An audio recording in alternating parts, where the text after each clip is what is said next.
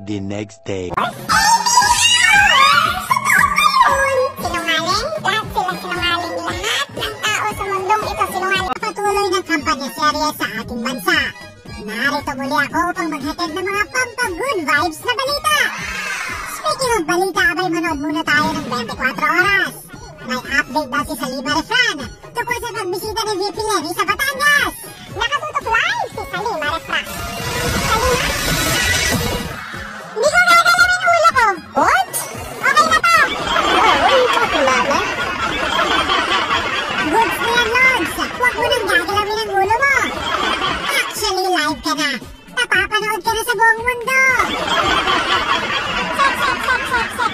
Well, busy atong nag-ikot dito sa Batangas si Vice President. Sayang at walang imik itong si Mr. Interpreter. Hindi ko gagalawin ang ulo ko. Hindi pala kasama sa trabaho niya ang mga ganitong blooper. Kaya pag-live broadcast talaga may mga pangyayaring hindi inaasahan. Pero kudos sa ating mga journalist sa patuloy na paghahatid ng mga balitang dapat nating malaman. Sa patuloy na paglilibot naman ni Yorme Isko Moreno, mainit rin ang pagsalubong sa kanya ng mga tao. Itong isang supporter concerned kay Yorme baka siya'y nagugutom na. Nag-abot pa ng kanyang nilutong turon upang meron siyang pang-merienda.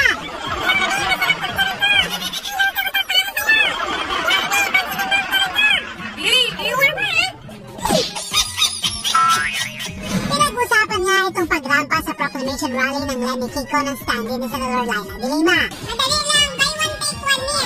Yun na lang, nung matapos na ang programa, abay, iniwan na lang siyang nag-iisa.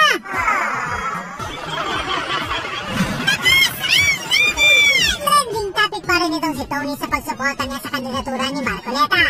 Kaya maraming mga kapamilya artist ang nagpahatid sa kanya ng pagkadismaya.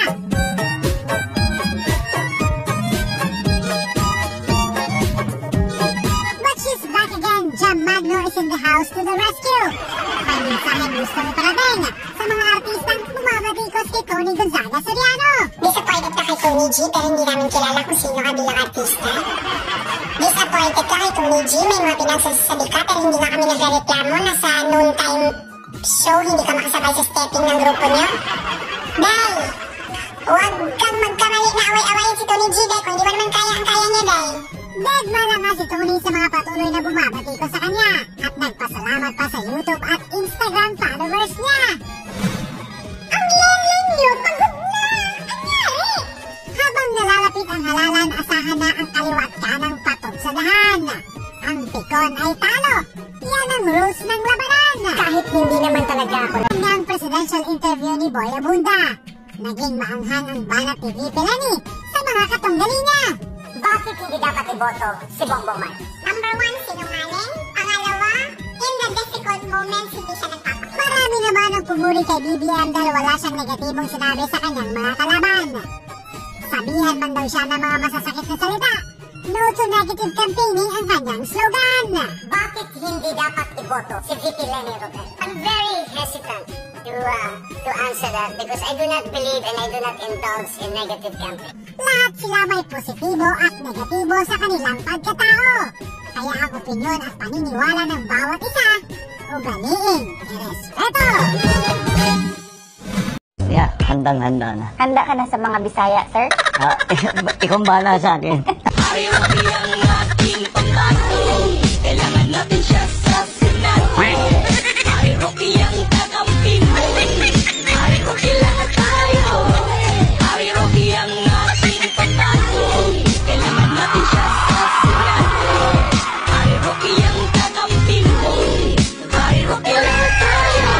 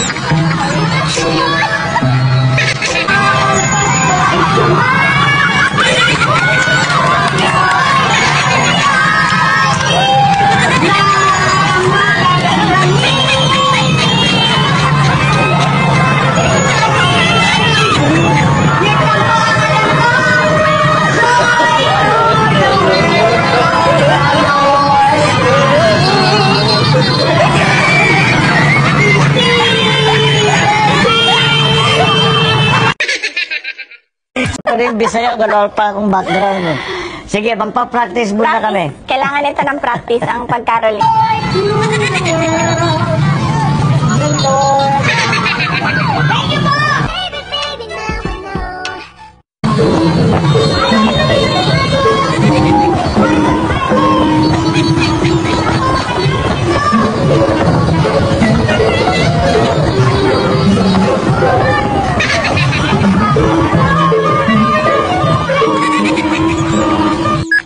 Happy New Year sa lahat.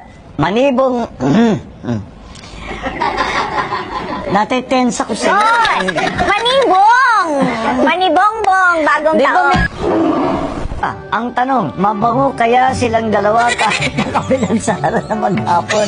Si Inday Sara mabango. Ako, ewan ko lang. Ako may trivia ako, sir. Hindi ako gumagamit ng perfume. Actually, ako rin. Kaya pareho kaming amoy sabon. Yan.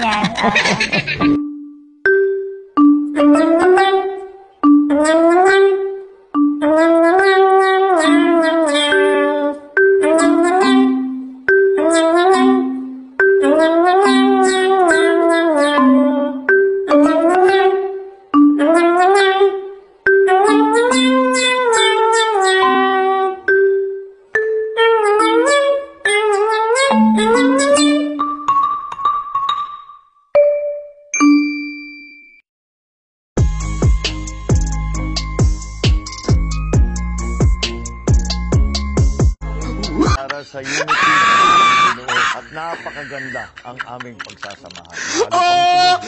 Lalong nagkakaisa habang tagtatagal para sa pagmamahal sa bayan, para sa pagkakaisa at sa patuloy na pagbabago.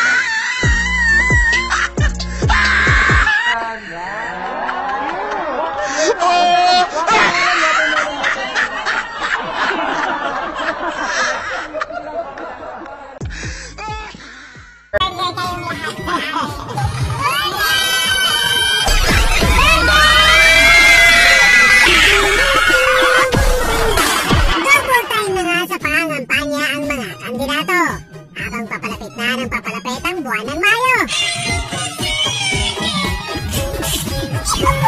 Ininit na nga ng summer ang papalapit na 2022 election. Kaya heto muna ang pampa-good vibes na awkward moments. Kampanya Serye Edition.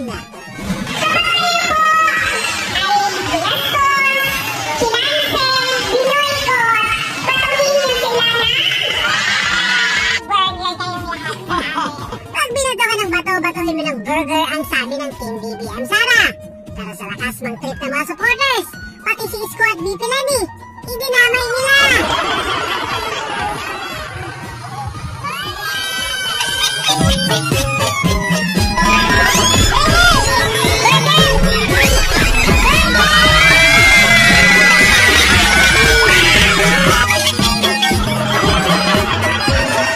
Asya, ano kaya masasabi ni Mayor Inday Sara?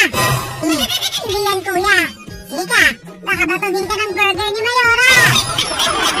Hoy Manny, may pa-burger na si BBM, Isko at Lenny. Ano naman kaya ang iyong masasabi? Ganun. Ano yan? Tudyo, men? Sino bang nagturo sa inyo yan? Huwag mo na tutuin yan kasi pang-adik ko yan. Oh, pang-adik daw yung tudyong mo, Yorme. Sige nga, ipaliwanag mo yan kay Senator Manny.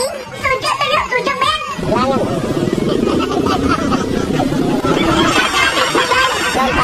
Mr. Garlic. Itong nakarang linggo, nag-viral na naman itong teleprompter issue. Word by word daw talaga kasi ang binabasa ni VP Lenny Robredo.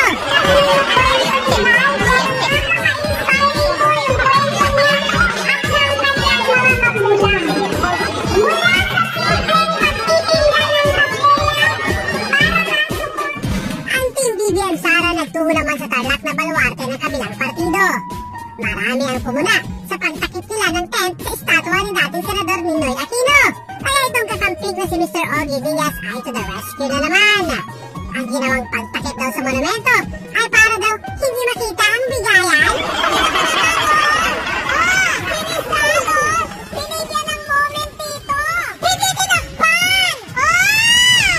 Ibig sabihin, nagbibigay galang tayo at tinadakila natin ang ating pambansang bayani. Hindi tinakpan! Sa ibang lugar ba natakpan? Alam ko naman hindi ka level ni Rizal yun. Pero diba, maging bahagi ng pagbibigyan ng demokrasya sa atin yung tao na yun. Si Ninoy tapos tinakpan siya. Diba? Tinakpan siya, diba?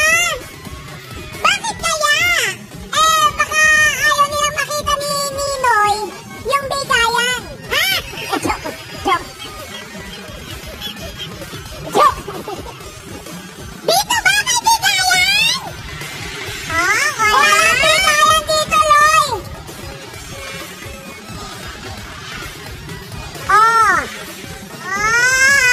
Imagine mo, bibigyan ka ng 500, magkakasakit ka, di wala kang pampa-hospital,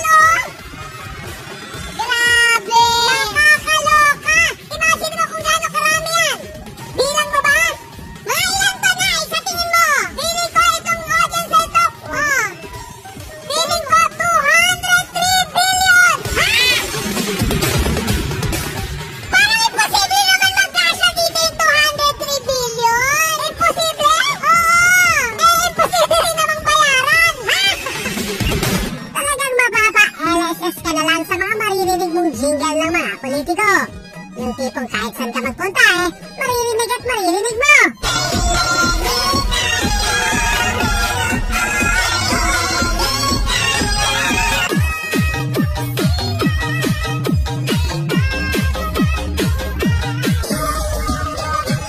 Pero aminin na natin talagang solid itong rap song na ginawa ni Mr. Andrew A.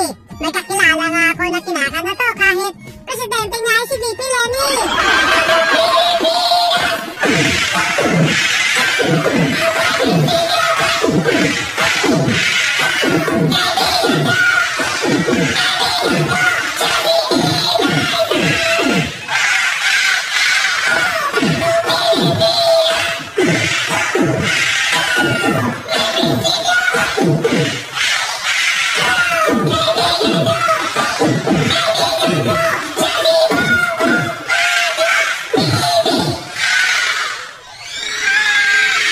Kung nasan si Bongbong ay talagang hinahanap rin nito si Sandro. Kaya na lang ito si Lola na kung sinigyan ay daigtaan 18.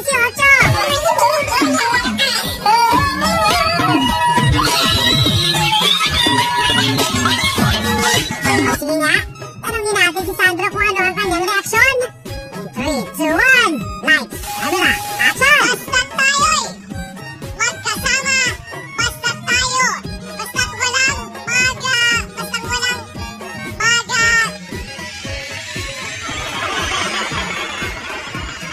bastang walang magbabago sa ating pagkakaisa.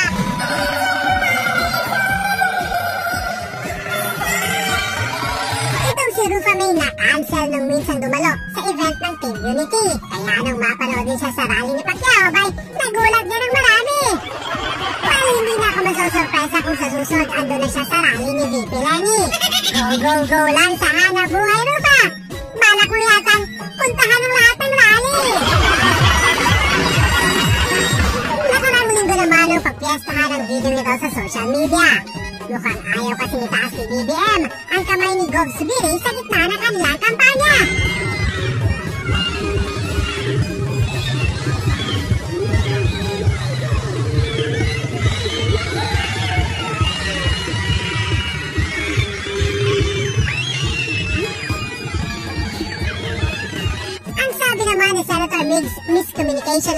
nangyari.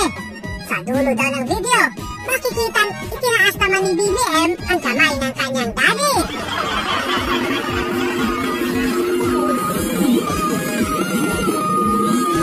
Concert dito, rally doon. Abay, sulitin na natin habang pwede pa ang mga pagtitipon. Dahil ngayon pa lang, mukhang may nagbabadyang dilubyo matapos ang eleksyon. Taka naman, mukhang etong Veros may susunod pang season.